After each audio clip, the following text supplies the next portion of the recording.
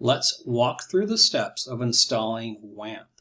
WAMP is a software stack for building and running dynamic PHP applications that interact with a MySQL database. So we are going to install WAMP Server 3. So I'm clicking a couple links here, and I clicked 1 to menu, so we'll go back. We'll click on WAMP Server 3.0.0, and this is the latest version right now, 3.3.7. There might be a newer version when you run this installation program. So you want to take the latest version, and I want the x64 version. I'm going to click that link and download it. So I open up Windows Explorer, and I'm going to run the installation program. Click Yes. Take the default language, accept the license agreement, click Next. So notice I am prompted to specify the folder location where I WAMP installed. You will probably not get that on your first attempt. You'll probably get something like this dialog shown here on the left saying that you have missing prerequisites. And that's what happened to me one of the first times that I installed WAMP. So when you get that, you want to close the warning dialog, and then in the past dialog, you want to scroll down to the bottom, and there's a link that will allow you to install the missing prerequisites. I have this highlighted in red here. So you want to click that link, which launches a web page.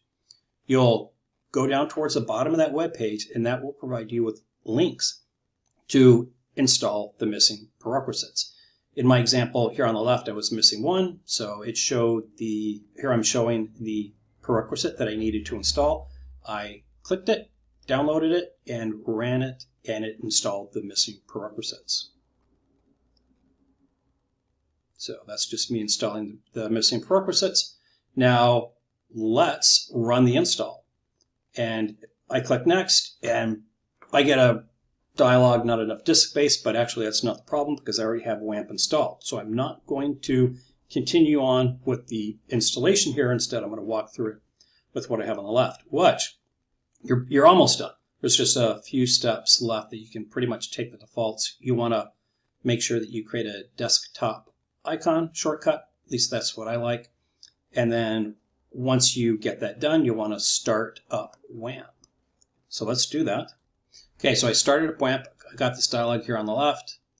Then on the bottom right corner of the screen, once it finished starting everything up, I got a green WAMP server icon saying all services are running. There should be at least 3 services that are running. 2 of them are very important. One is your Apache Tomcat service, and the other is your MySQL service, which you need for weeks 5 and 6. So I think the next step, we're almost done. Let's just create a basic web page and run it using 2 different ways. I'll show you both in detail. Okay, so here's a basic web page that displays a welcome message, hello world, and it's actually creating a variable, assigning a value to the variable, and printing the contents of the variable. Pretty much what we're talking about in the discussion forum this week. The first way to render this page in a browser is to use the built-in web server that's supplied with PHP Storm. I do that by, on the top right, selecting one of the browsers to render this page in. Simply click the browser icon, and there we go. So we have our web page rendered in Chrome. And notice it's using port 63342, which is the one used by PHP Storm. So we're good. So now let me show you the other way to render the page, and that is using the Apache Tomcat web server that comes built in with WebStorm. It's part of WebStorm.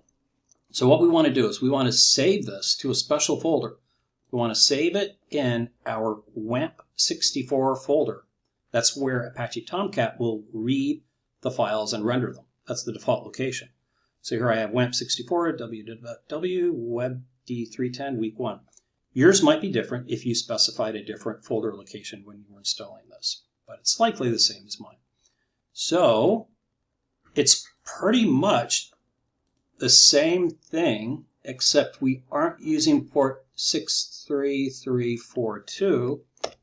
Instead, we're going to use port 80, and that is the default Apache Tomcat port. Oh, and I need to say localhost. Here we go. So localhost WebD 310 week 1. And that's pretty much it. So those are the 2 different ways you can render a page.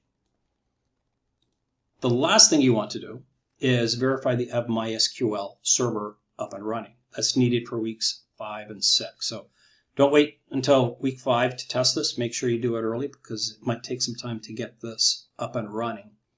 And I'm going to show that here in the document.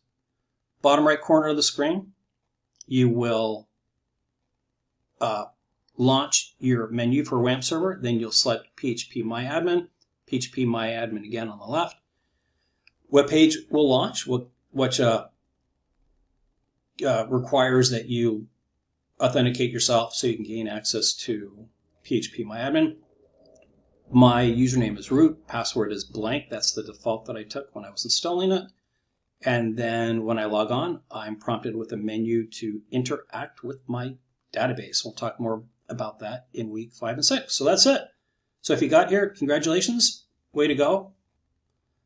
If you have any problems, feel free to reach out to me.